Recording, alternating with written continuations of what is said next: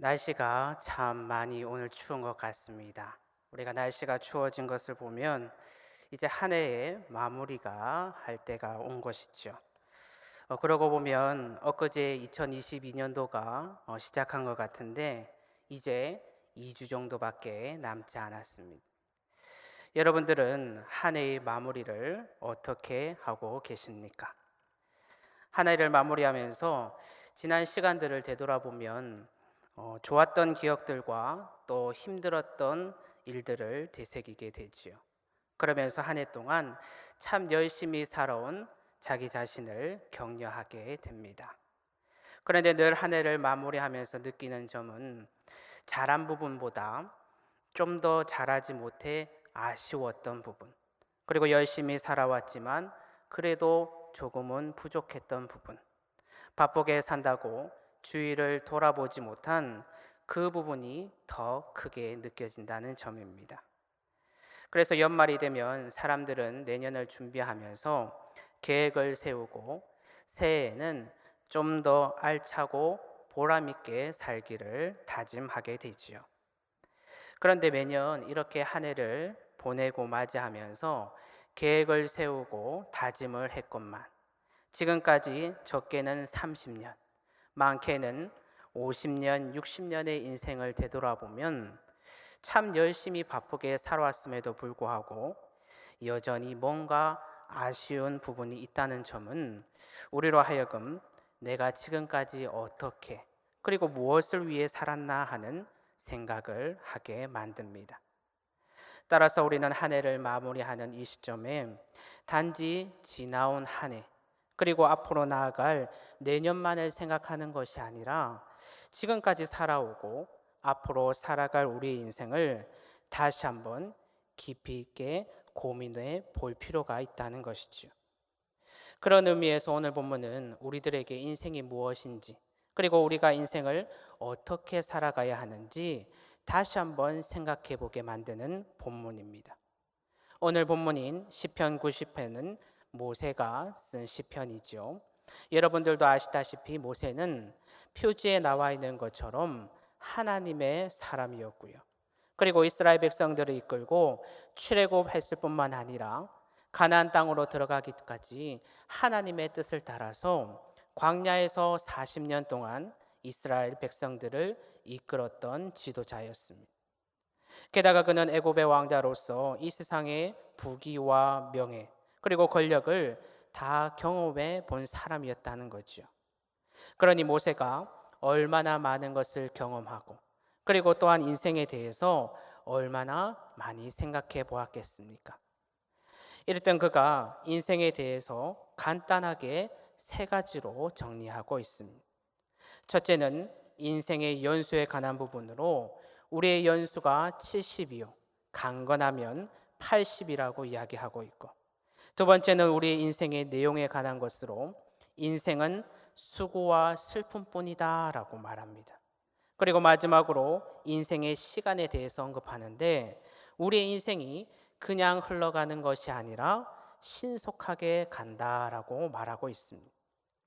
그런데 여러분, 지금까지 우리가 살아온 인생들을 되돌아보면 우리의 인생은 모세와 말한 것과는 조금 다른 것 같습니다.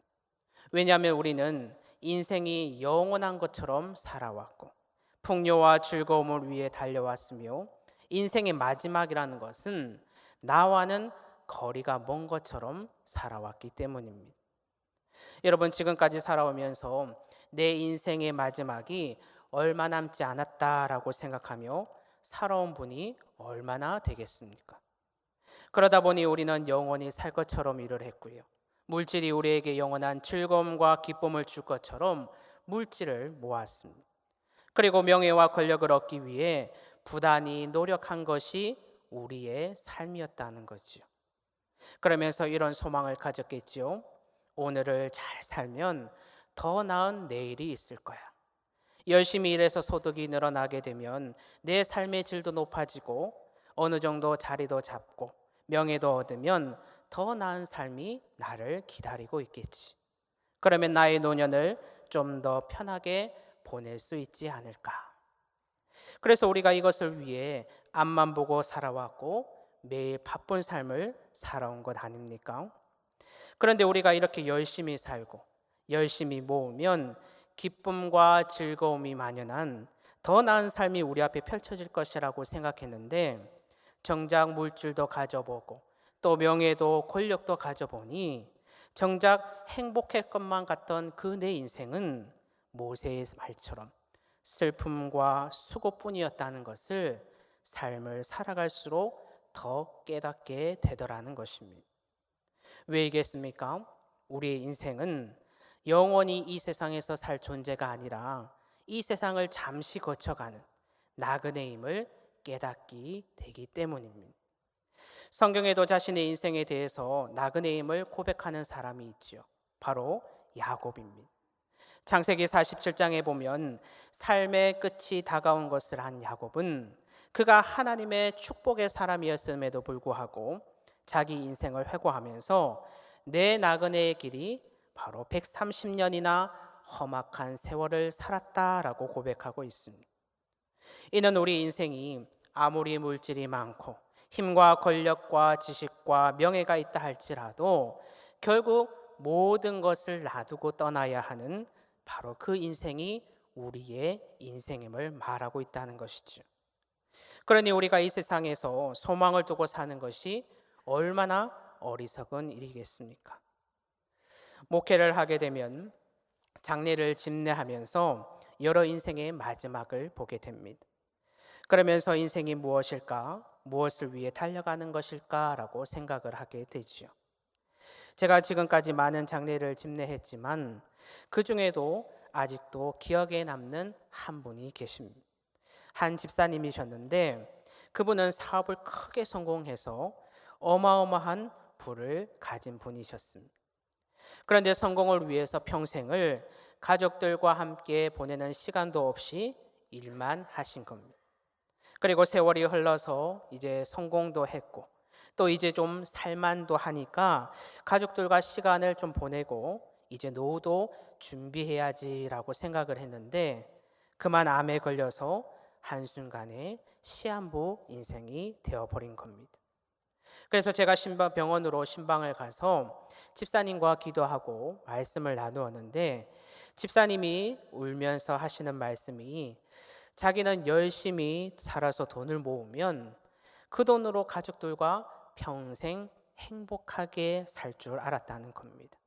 그리고 지금까지 건강하게 무탈하게 살아왔기 때문에 앞으로 20년이나 30년은 거뜬히 더 살 줄 알았는데 인생의 마지막이 덜컥 내 앞에 다가오게 되니 인생이 무엇인지 이럴 줄 알았으면 좀 더 가족과 시간도 보내고 교회의 봉사도 하면서 인생을 그리 아둥바둥 살지 않았을 텐데 너무나 가족에게 미안하고 천국에 가서도 주님 뵐 면목이 없다고 말씀을 하셨습니다. 결국 저는 집사님의 천국 가시는 그 임종을 바라보면서 우리의 인생이 모든 것을 나누고 떠나야 하는 나그네임을 다시 한번 깨닫게 되었습니다. 그렇습니다. 우리의 인생은 모든 것을 놔두고 떠나야 하는 나그네 길입니다. 그리고 우리 인생의 마지막은 지금도 우리를 향해서 속히 오고 있습니다. 여러분 어릴 때부터 어르신들이 하신 말씀이 있죠.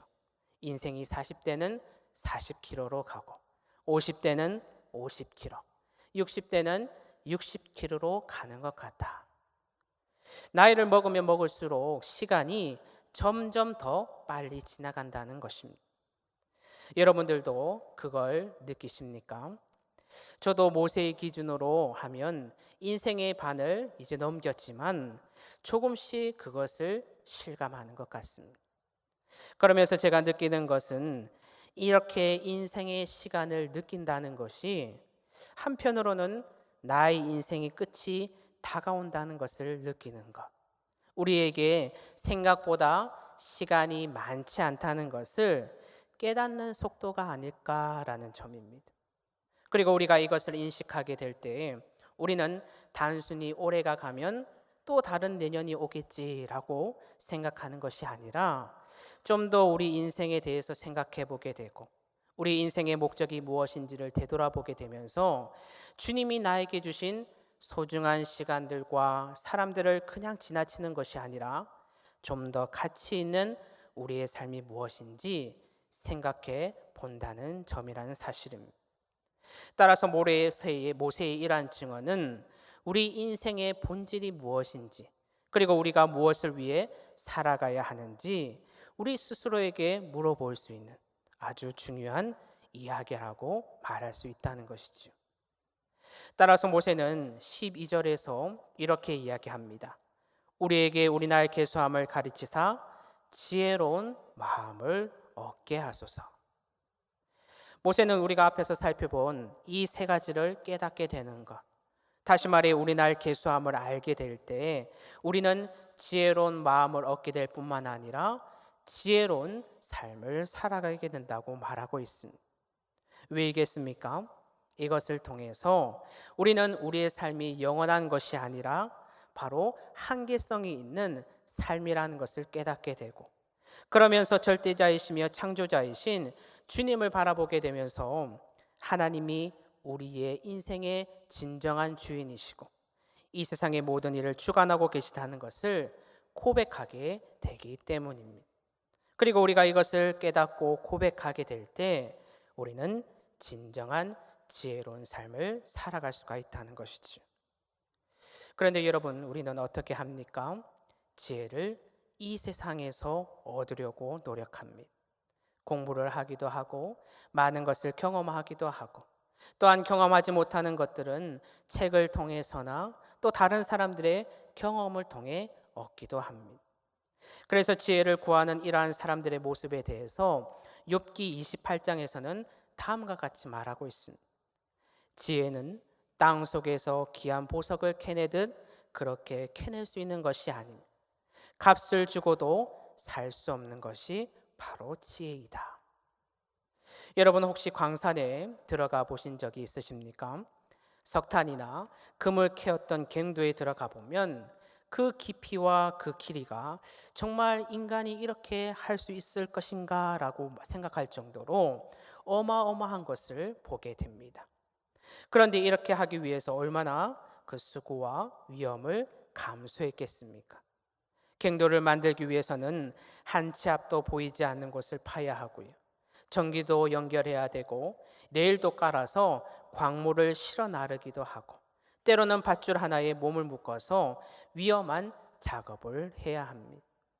이처럼 사람들이 여러 보석과 광물들을 얻기 위해서 이런 수고와 위험을 감수한 것은 그것을 얻을 수 있다는 확신이 있기 때문이라는 거죠.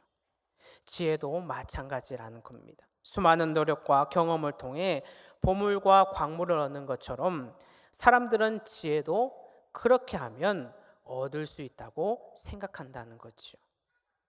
또한 지혜는 많은 값을 지불하면 살 수 있다고 생각합니다. 여러분, 이 세상에서 돈으로 안 되는 것이 무엇이 있습니까? 돈이 있으면 으리으리한 건물도 살 수 있고 좋은 차도 살 수 있습니다.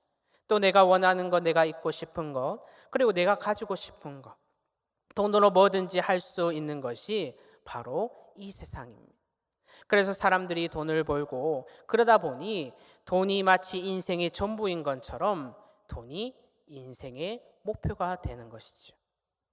그런데 여러분, 지식이 있거나 경험이 있는 사람을 고용해서 자문을 받아도 그런 지식과 경험을 얻는 것은 그냥 도움을 얻는 것이지, 각자의 걸어온 인생이 다르고 현재 내가 처한 상황이 다르며 앞으로 내가 나아가야 할 그런 모든 길이 다르기 때문에 우리는 그것을 통해서 참다운 지혜를 얻을 수 있다라고 말할 수는 없을 것입니다.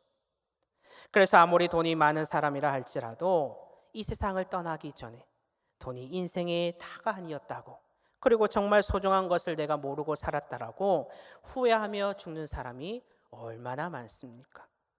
이런 것을 볼 때 지혜는 돈으로 살 수 없는 것임을 우리는 깨닫게 됩니다. 이러한 사실을 우리가 인생을 살면서도 깨닫지 않습니까? 인생을 어느 정도 살면 지혜가 쌓여서 정말 인생을 좀 알 줄 알았는데, 젊었을 때 조금만 더 열심히 살면, 조금만 더 노력하면 내가 할 수 있는 일들이 많아지고 내가 가질 수 있는 것들이 많아질 것이라고 생각했던 것들이 인생을 살면 살아갈수록 우리의 지혜로 할 수 없는 영역들이 더 많다는 것을, 내가 할 수 있는 것보다 할 수 없는 것들이 더 많다는 것을 점점 깨닫는 것이 바로 우리의 인생이라는 거지요. 그러면 지혜를 어떻게 얻을 수 있겠습니까? 욥기 28장 23절을 보면 하나님만이 그 길을 아시며 지혜가 있는 곳을 아신다라고 말합니다. 그러므로 인생을 살아갈 때 우리가 얻을 수 있는 그 지혜는 노력으로 얻는 것도 아니요 돈으로도 살 수 있는 것이 아니라 우리의 창조자이신 온 우주 만물을 지으시고 주권자로 계시는 하나님이 주셔야 우리가 얻을 수 있는 것, 이것이 바로 지혜라는 거지요. 인간이 아무리 노력하고 많은 경험들을 통해서 자신이 지혜자라고 말하고 지혜 있는 것처럼 행동할지라도 결국은 하나님의 지혜를 따라갈 수 없고 그것을 다 할 수도 없으며 모든 것이 하나님의 능력과 지혜와 선하심 속에서 일어나고 있다는 것을 우리들에게 말해주고 있습니다.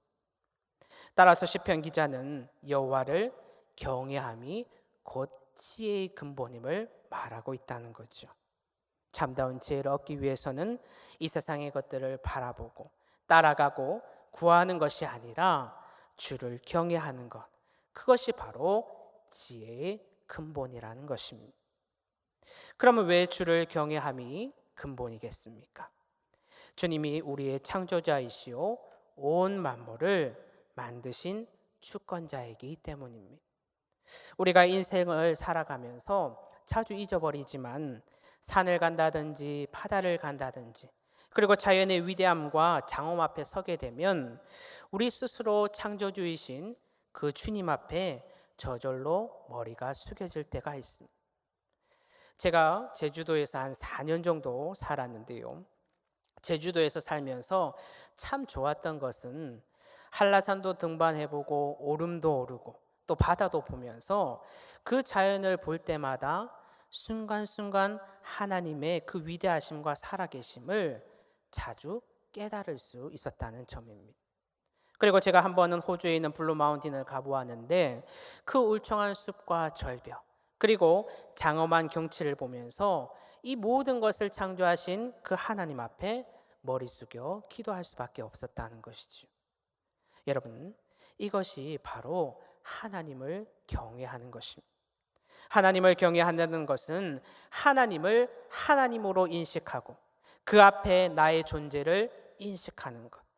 다시 말해 하나님이 시간과 공간을 창조하신 분이요 그 속에서 일하시는 분이라는 것을 인정할 뿐만 아니라 그 하나님의 통치가 우리의 운명과 시대와 역사와 전 우주에 미친다는 사실을 신뢰하고 믿는 것, 그리고 이러한 사실을 우리 삶에서 순간순간 의식함으로 매일 하나님의 보시기에 합당하게 살아가는 것, 이것이 바로 하나님을 경외하는 것이라는 거죠. 따라서 우리가 주님을 경외하게 될 때 우리는 하나님의 통치하심 아래 우리 자신과 우리의 삶을 맡길 수 있게 되고 이러한 삶을 살 때 우리는 주님 안에서 형통한 삶을 살게 되는 것입니다. 이것에 대해 다윗이 분명하게 말하고 있는 것을 우리는 성경을 통해서 알 수가 있습니다. 열왕기상 2장에 보면 이스라엘 역사 가운데 가장 존경과 위엄을 떨쳤던 다윗 왕의 마지막 순간이 나옵니다. 다윗은 자신의 인생의 마지막을 준비하며 자신의 아들 솔로몬에게 유언을 하게 되는데 그가 하는 말이 왕의 명예를 지켜야 한다든지 부를 축적하라든지 열심히 살아라는 말이 아니라 하나님을 믿고 그를 경외하는 것이 우선이요. 이것을 알게 되면 네가 무엇을 하든지 어디를 가든지 너의 삶이 형통하게 될 것이다 라고 말하고 있습니다. 여러분, 다윗도 얼마나 파란만장한 삶을 산 사람입니까? 또한 이 세상의 부와 명예와 권력도 얼마나 많이 누려본 사람입니까? 그랬던 그도 자신의 마지막 순간에 가장 사랑하는 자녀에게 남긴 그 마지막 한마디가 바로 하나님을 경외하라는 것이었습니다. 왜냐하면 주님이 온 만물의 주권자이시고 우리는 피조물이라는 것.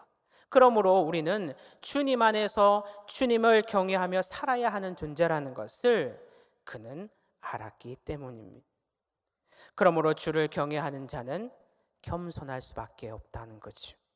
교만한 자는 내가 할 수 있고 내가 얻을 수 있으며 내가 이룰 수 있다고 생각을 하지만, 주를 경외하는 자는 우리가 하나님의 통치 아래에 있다는 것을 알고 있기에 내가 취하는 것이 아니라 주님이 주시는 것입니다.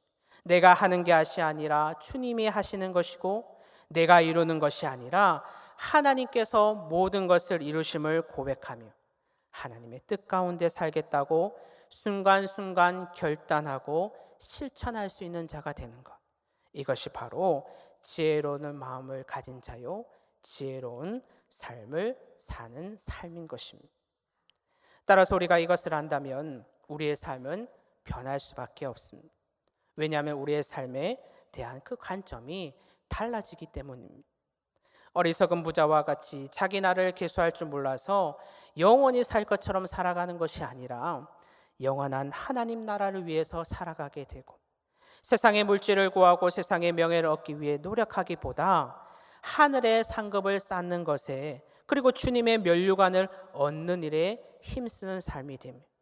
우리 인생의 마지막이 온다는 것을 기억함으로 기름을 준비하는 다섯 처녀처럼 우리의 마지막을 준비하는 자가 되는 것입니다. 그러므로 우리는 결코 주님께서 나에게 주신 시간과 재능과 물질을 나 자신만을 위해서, 이 세상의 것을 위해서만 사용하지 않게 됩니다.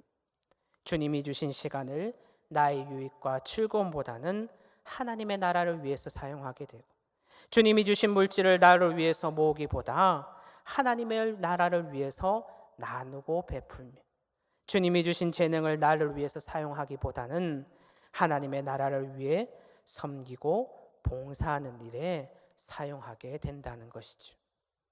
여러분, 이 세상의 것들은 구하면 구할수록 더 많은 것을 얻기 위해서 치열한 다툼과 경쟁 가운데 우리의 마음을 강팍하게 만들고 메마르게 만들지만, 하늘의 것들은 구하면 구할수록 우리로 하여금 나누게 되고 베푸게 되며 더 사랑하게 만들어서 결국 우리의 마음과 삶을 풍성하게 만들어 줍니다.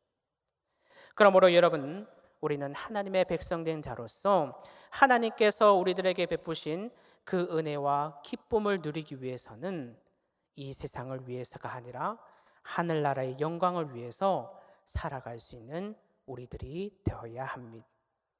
그래서 우리가 나중에 우리 인생의 마지막을 맞이하였을 때, 하나님의 심판대에서 자신의 삶을 보게 되었을 때, 나의 삶이 평생 세상의 것을 얻기 위해서 앞만 보고 살아간 아쉽고 부끄러운 삶이 아니라 하나님께서 나를 만드신 목적대로 하나님의 나라의 영광을 위해서 살아간 지혜로운 삶이었다고 하나님께서 칭찬하시는 우리의 삶이 되어야 하지 않겠습니까? 여러분, 한 해를 마무리하면서 앞으로 남은 우리의 삶을 바라보며 모세와 같이 기도할 수 있는 여러분들이 되기를 간절히 소망합니다. 주님, 우리에게 우리 날 계수함을 가르치사 지혜로운 마음을 얻게 하소서. 오늘 말씀을 기억하심으로 앞으로의 우리의 삶이 더욱더 하나님을 경외함으로 더욱더 지혜로운 삶, 주님께 칭찬받을 수 있는 복된 삶이 되시기를 간절히 기도합니다. 기도하겠습니다. 하나님 아버지, 주님께서 허락하신 우리의 삶을 오늘 말씀을 통해 다시 한번 되돌아보게 하여 주심을 감사드립니다. 오늘 주신 말씀처럼 우리의 삶이 주님을 경외하는 삶이 되게 하여 주셔서 하나님께서 나를 만드신 목적대로 하나님 나라의 영광을 위해서 살아갈 수 있는, 그래서 하나님께서 칭찬하시는 지혜로운 삶이 되게 하여 주시옵소서. 예수님의 이름으로 기도드리옵나이다. 아멘.